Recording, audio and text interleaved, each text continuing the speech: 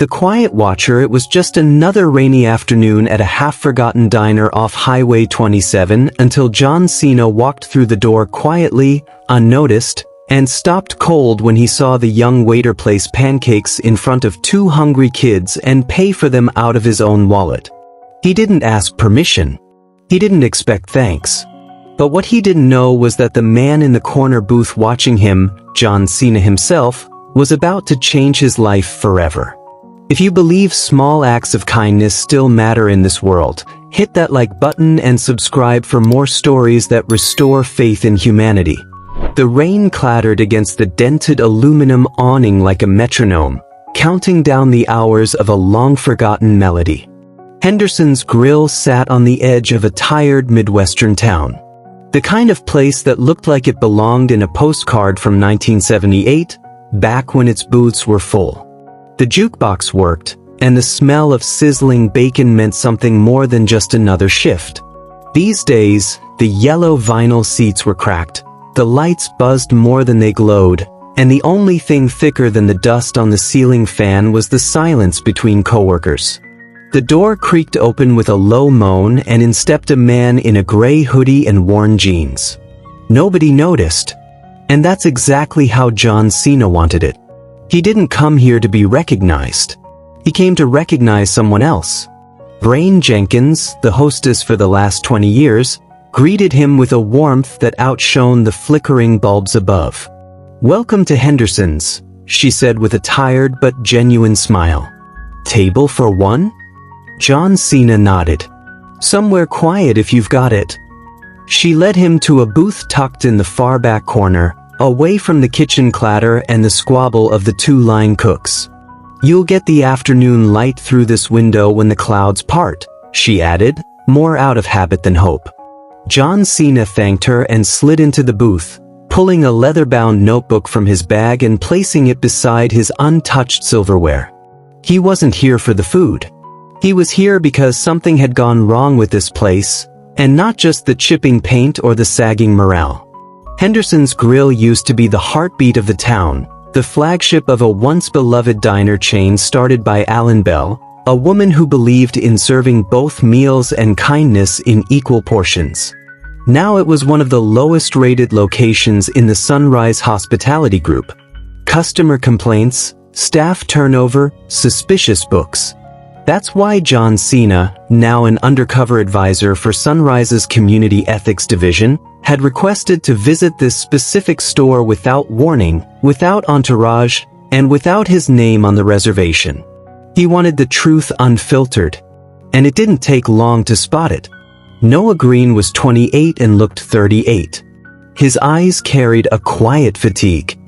His hands were worn, but his voice was still gentle when he served a cup of decaf with exactly 3 ice cubes to an elderly man in the corner. "There you go, Mr. Radcliffe," Noah said with a soft grin. "Just the way you like it." The old man gave a thumbs up with his arthritic hand. Noah moved like someone who'd been there too long, but still remembered why he started. He wore a black apron that had seen better days, and shoes that squeaked with every third step. Still, he knew every customer by name, every allergy, every unspoken need. John Cena watched him refill coffee without being asked. He saw him grab a crayon off the floor and hand it back to a toddler with a smile like it was part of the job description. It wasn't. From the back office, a voice barked out. "Miller, table 6 is waiting for their check." That wasn't his name, but the manager, Travis Halt, never seemed to care. Travis was the kind of man who had perfected the art of looking busy while doing nothing. John Cena could hear the flinch in Noah's voice as he apologized and rushed to the register. "I got it," he said calmly, handing over the ticket with an apologetic nod to the couple waiting by the door. Travis leaned against the office doorway, sipping coffee from a mug that said "Boss Man" in chipped letters. "Let's pick it up, people. We're not here to make friends." His tone made it clear this was less a diner and more a battlefield. First, John Cena didn't look up from his notebook, but he took note. He scribbled down the time. The attitude, the expression on Noah's face. Then he asked for a refill. Black coffee again. No sugar. When Noah returned, John Cena looked up and asked, "Been here long?" Noah hesitated. 5 years on and off. "And if this place was yours," John Cena continued, "what's the first thing you'd change?" The question caught Noah off guard. He blinked, processing it like no customer had ever cared that deeply. Then he smiled. Not for John Cena, but for himself. "I'd remind everyone that diners aren't just about food. They're about people. People come back for kindness, not ketchup." John Cena's eyes twinkled. That was the first honest sentence he'd heard in days. As Noah disappeared into the kitchen to grab an order, John Cena looked down at the coffee rings on the table, then at the notebook in front of him. One name now sat at the top of the page. Noah Green. He wasn't sure what kind of test this diner was about to throw at him, but John Cena already suspected the young man in the worn apron might be the reason he came. John Cena couldn't stop thinking about what Noah had said, that a diner should feel like kindness, not just ketchup. It wasn't poetry. It was a principle. And it stuck with him long after the coffee went cold. The test begins the next day.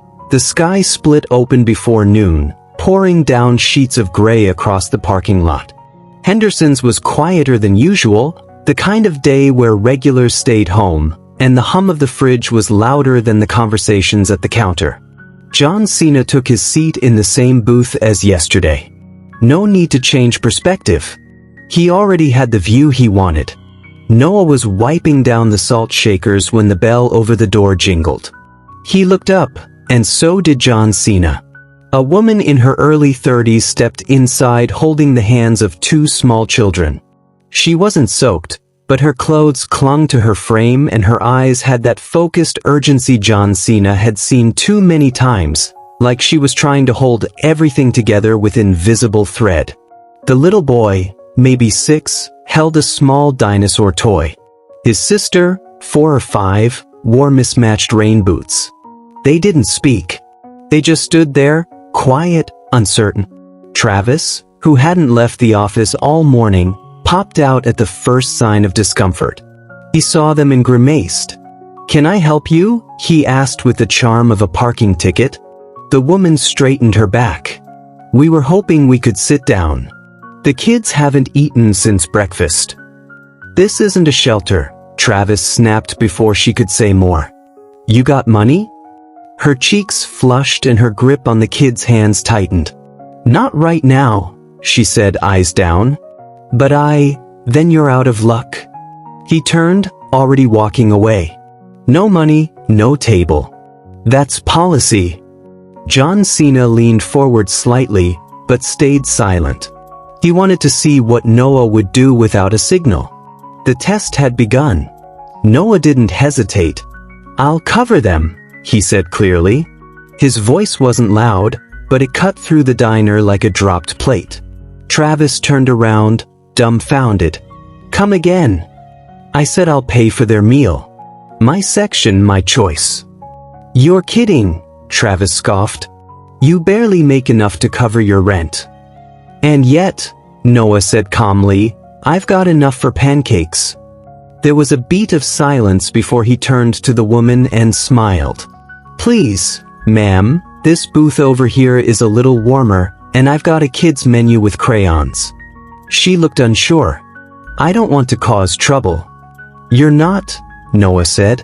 "You're solving it." He led them to a booth 2 tables from John Cena. 2 got down on one knee to speak to the kids, and asked, "Do you like Mickey Mouse pancakes?" The little girl nodded slowly. Noah winked.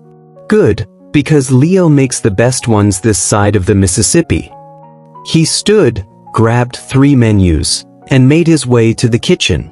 In the back, Leo raised an eyebrow. "What's this special order?" Noah handed over the slip. "Table 12. It's on me.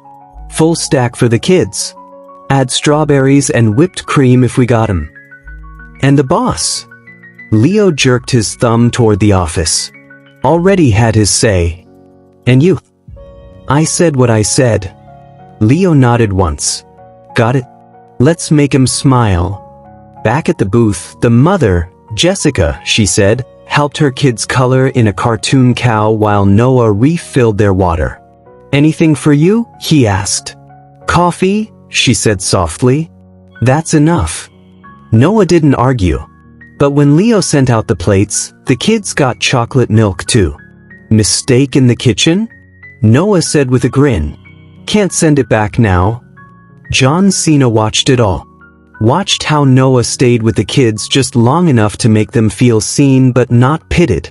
How Jessica relaxed just enough to take her first sip of coffee without flinching. When he turned his head, he saw Travis fuming through the office window.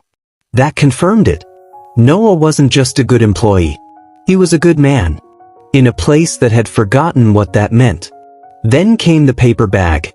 Noah snuck into the back storage, grabbed a few day-old muffins, peanut butter packets, wrapped everything in napkins, and slid it under the booth seat as he refilled their water. For later, he said quietly. Jessica reached for his hand. Thank you. He smiled and walked away like it was nothing. John Cena looked down at his notebook. He flipped the page. On the top line, he wrote in neat block letters, he doesn't know he's being watched. He doesn't care who's watching. That's how you know it's real. The storm inside before John Cena could take another sip of coffee, Travis slammed open the office door. Miller, he barked. Get back here. Noah walked to the back, towel still in hand. Travis's voice, though muffled, was loud enough to catch the attention of half the diner.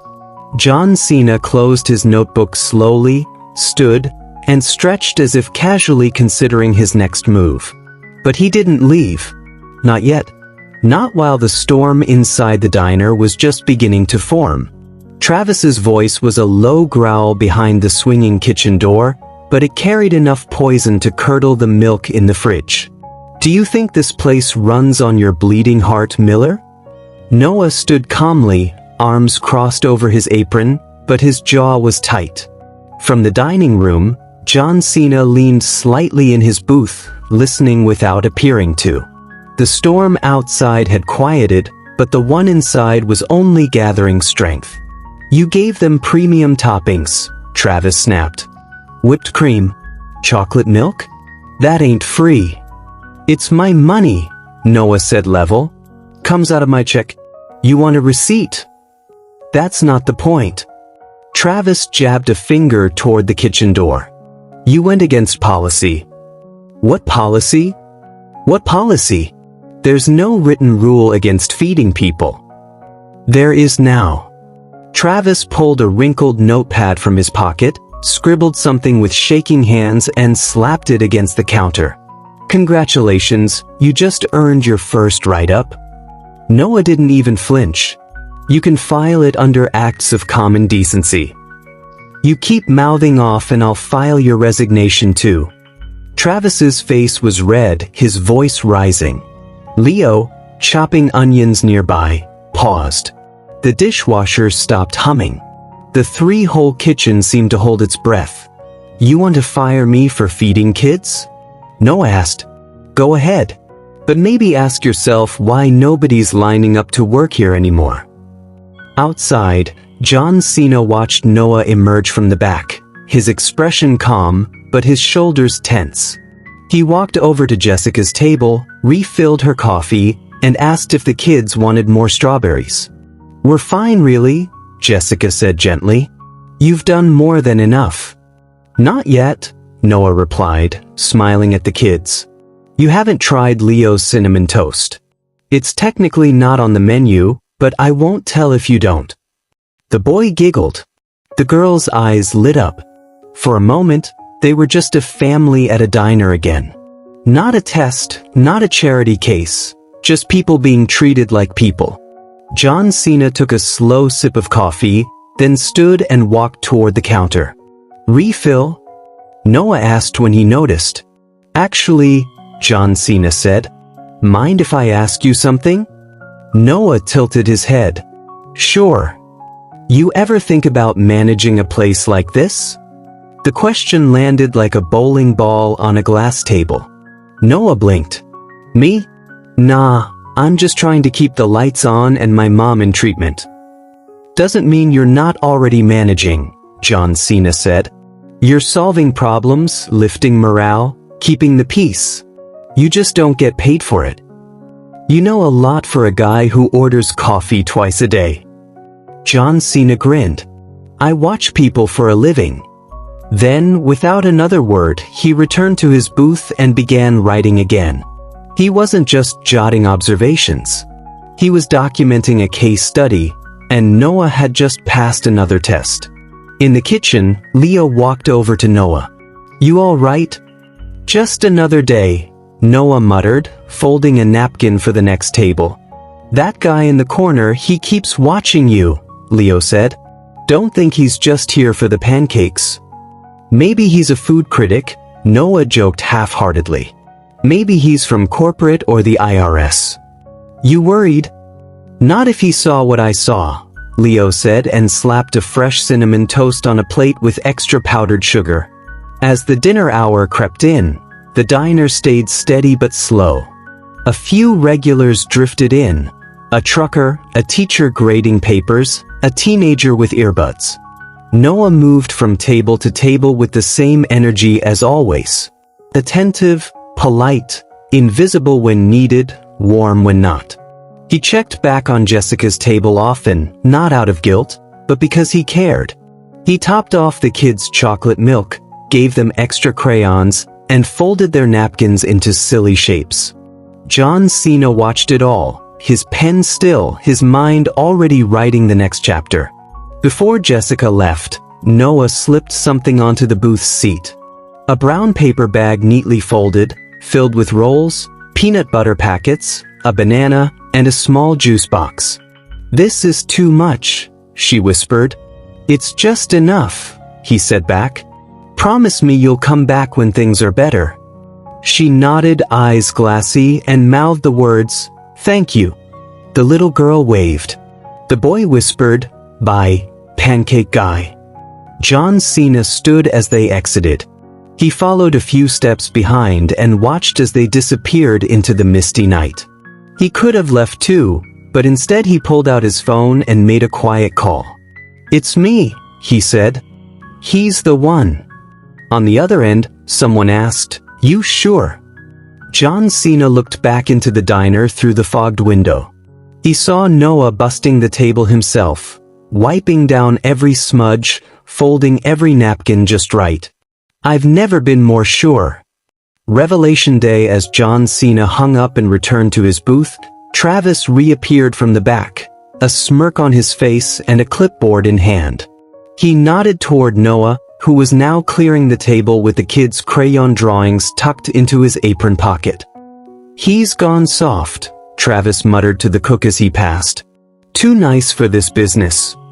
But John Cena caught the words, and this time he wasn't just watching. He was preparing to speak. Travis thought he had the final word. That smug clip of his heels on the linoleum, the scribble of pen against paper, it all sounded like control. But what he didn't realize as he passed by John Cena with his clipboard was that the man in the booth had already made a call that would flip the whole diner upside down. John Cena didn't flinch. He didn't scowl or react. He just watched, calm as always, sipping his black coffee while the wheel quietly turned behind his eyes. The time for observation was over. The time for revelation had arrived. The next morning, the staff were told to report early. All hands meeting, Lorraine mumbled as she flipped the chairs down off the tables. Even night shift had to come in. Travis is pacing like he's got the mayor on speed dial. Noah walked in 10 minutes before open, still groggy from his night class. He barely had time to clock in before Travis called out, "Back room now." 16 employees crammed into a break room built for 8. The air smelled like old coffee and dread. Craig and Dana, 2 servers who always played favorites, whispered near the microwave. Leo leaned against the sink, arms crossed. Lorraine stood near the back, hands clasped in front of her apron like she was bracing for bad news. And Noah, still unsure if yesterday's kindness had cost him his job, stood near the door, ready to walk if told to. Then the door opened. John Cena stepped in, not in his hoodie, not with a notebook, but in a crisp charcoal gray suit with a Sunrise Hospitality pin on his lapel. His presence silenced the room. Even Travis looked confused. "Wait, what's going on?" Craig whispered. Lorraine's eyes went wide. "Good morning," John Cena said, his voice calm but filled with something electric. "My name is John Cena. I've been working as a senior advisor with Sunrise Hospitality Group for the past 6 months. For the last 3 days, I've been here undercover evaluating this location." You could have heard a pin drop on a tile floor. John Cena continued. "What I witnessed here ranged from heartbreaking to hopeful. Henderson's Grill used to be the pride of our chain. It stood for dignity, warmth, and community. But somewhere along the way, we forgot that. And now we're here to fix it." Travis cleared his throat, sweat already forming under his collar. "Mr. Cena, sir, if I had known..." "That's the point, Travis," John Cena said, stepping forward. "You treated me like any other customer. That was your chance to show leadership, compassion, standards. Instead, I watched you humiliate a woman in need, threaten your staff, and mock one of the few people holding this place together." The room turned to Noah. 5 Jessica entered just then, dressed in a fitted blazer and polished flats, holding a leather portfolio. Her children trailed behind her, clean, rested, and beaming. She walked to John Cena's side and gave a firm nod. "Some of you may remember me. My name is Jessica Lang. I'm John Cena's assistant. My visit yesterday was part of an integrity audit we conduct at random throughout the chain." Noah's mouth fell open slightly. So did Leo's. Craig went pale. Dana gasped.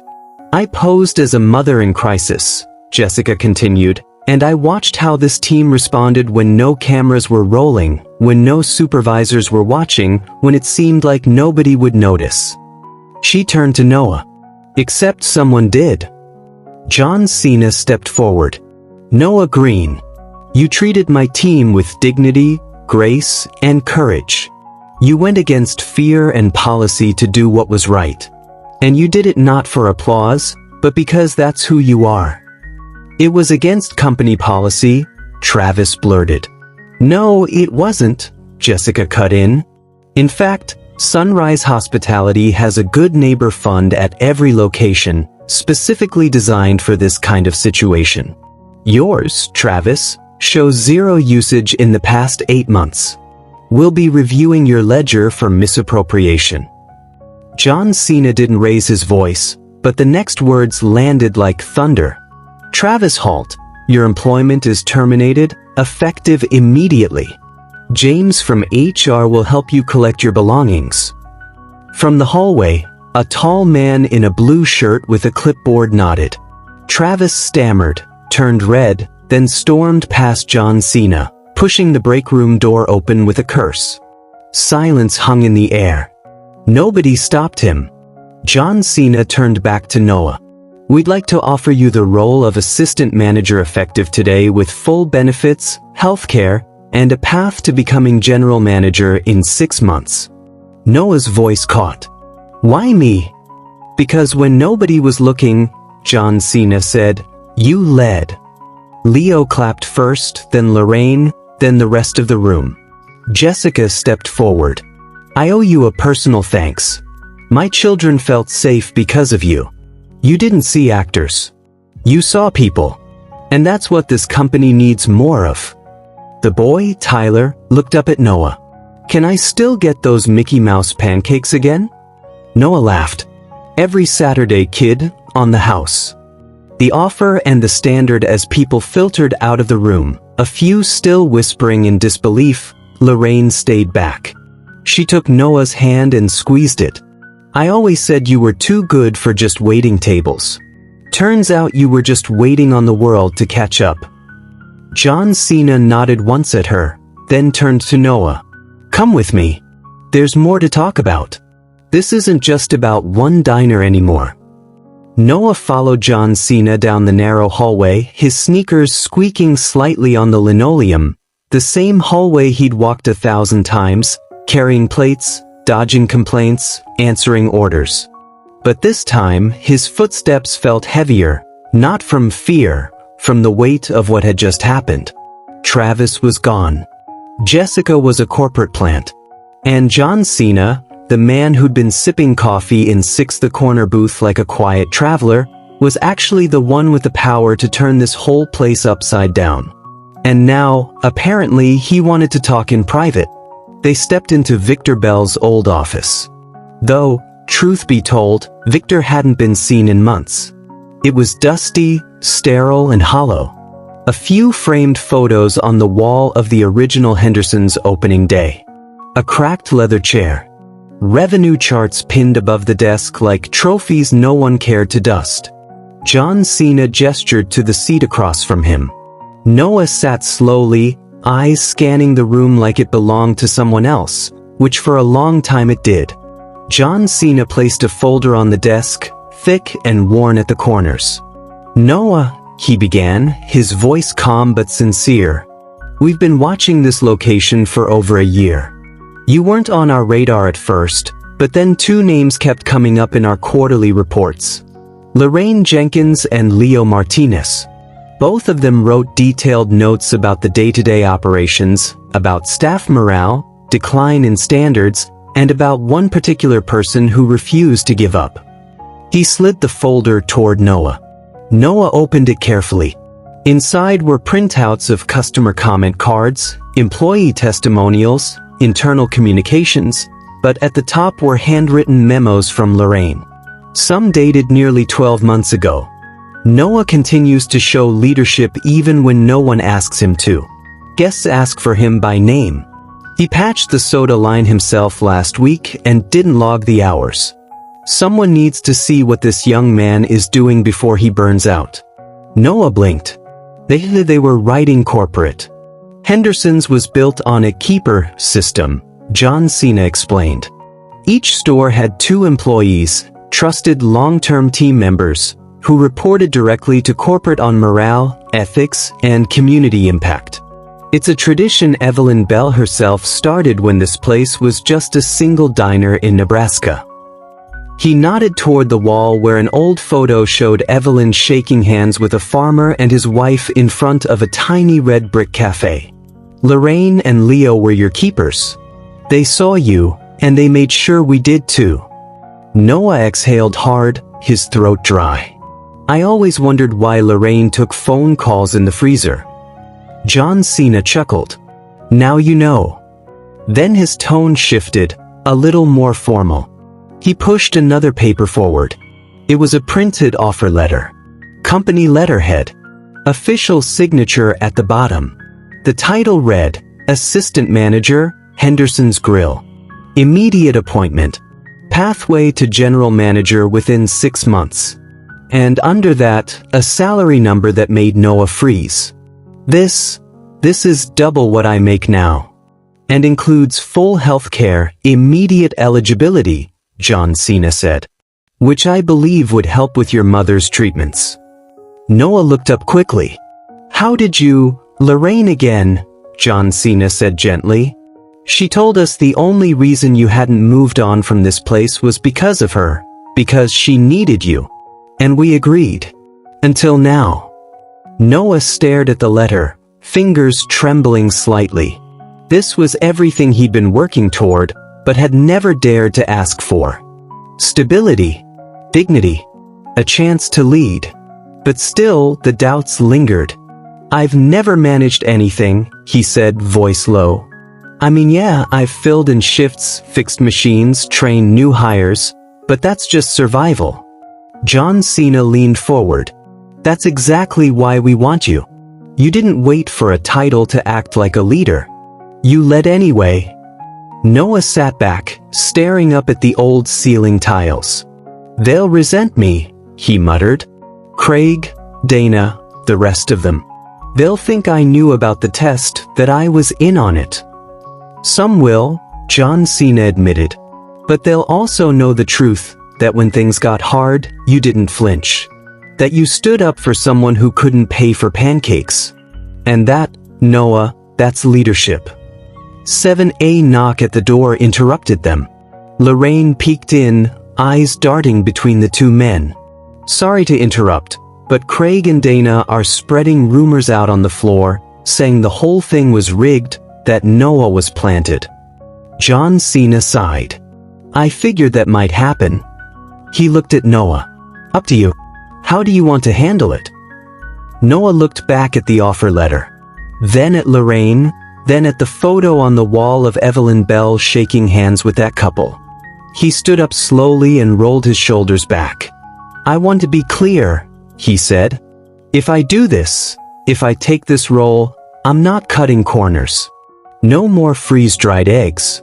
No more bullying schedules. And I want the community table reinstated every Thursday night. No questions asked. John Cena smiled. That's exactly why the role is yours. He stood and extended his hand. Welcome aboard, Assistant Manager Green. Rebuilding the heart as they shook hands, Lorraine wiped at the corner of her eye with a napkin. I knew it, she whispered. I knew this place would come back. And as Noah walked out of the office, he paused just before the break room. He could hear the low murmur of Craig complaining to Dana, accusing him of being in bed with corporate. He didn't flinch.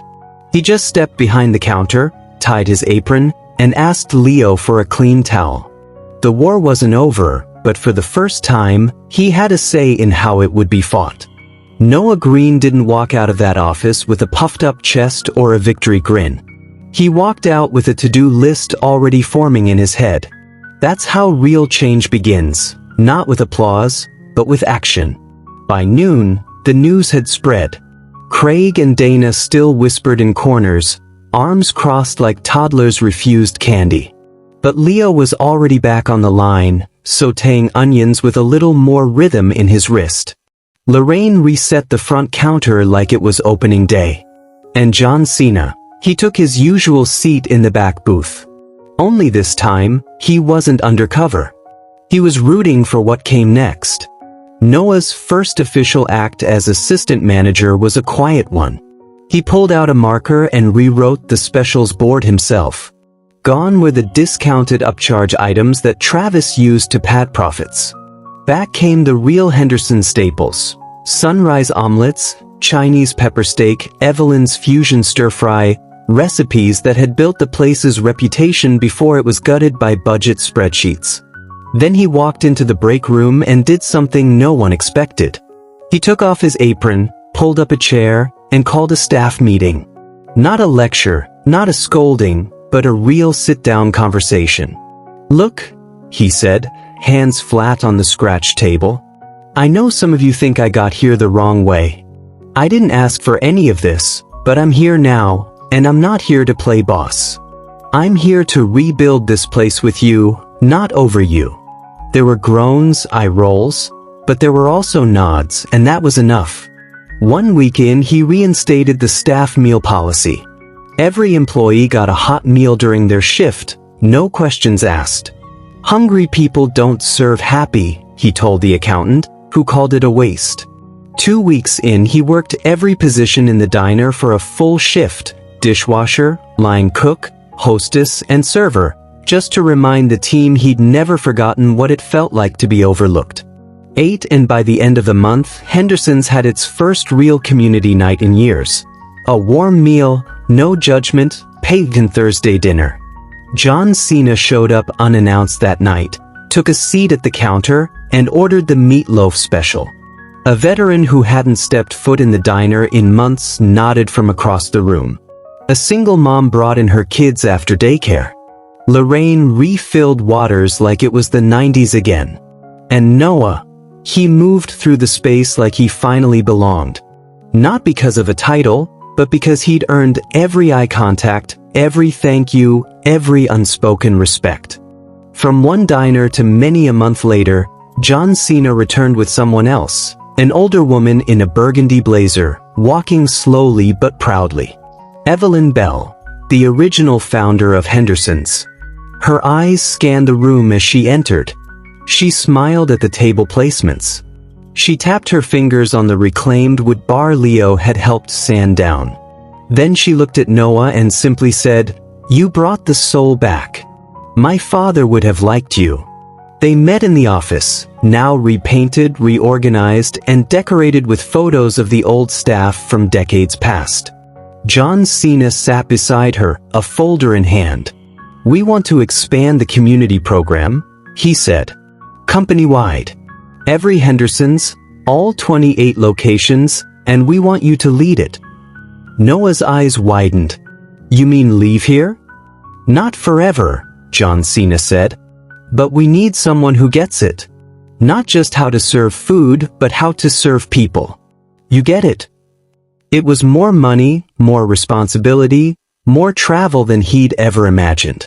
But as Noah looked through the office window at Leo laughing in the kitchen, Lorraine guiding a new trainee, and Craig, not complaining for once, stacking plates without being asked, he knew what to do. "I'll do it," he said. "But this place needs someone steady while I'm gone. Someone who believes in it." Evelyn smiled. "You got someone in mind?" "Yeah," Noah said. "Lorraine. She's been holding this place up longer than any of us. It's her turn to lead." The offer was accepted, the announcement made. The staff clapped. Leo cried just a little. And the next week, Noah packed a small suitcase, kissed his mom on the forehead, and boarded a bus, not to escape Henderson's, but to carry it with him to every diner in the network. Months passed. Word spread. Henderson's locations from Montana to Michigan began launching community table nights. Staff meetings were no longer about quotas, but about stories, about guests who came back, about kids who laughed over Mickey Mouse pancakes, about dignity restored. And then one gray December morning, Noah Wood, now director of community engagement, walked back through the front door of the original Henderson's. He'd been on the road for weeks. He smelled bacon and strong coffee, heard someone humming behind the line, and right near the window, he saw a young woman walk in, soaked from the rain, holding the hands of two quiet children. He didn't hesitate. He stepped forward with a smile and said, "Welcome to Henderson's, booth by the windows. Free. Let's get you something warm." Because sometimes the best way to change a company isn't through a memo or a mandate. Sometimes it's through one act of kindness.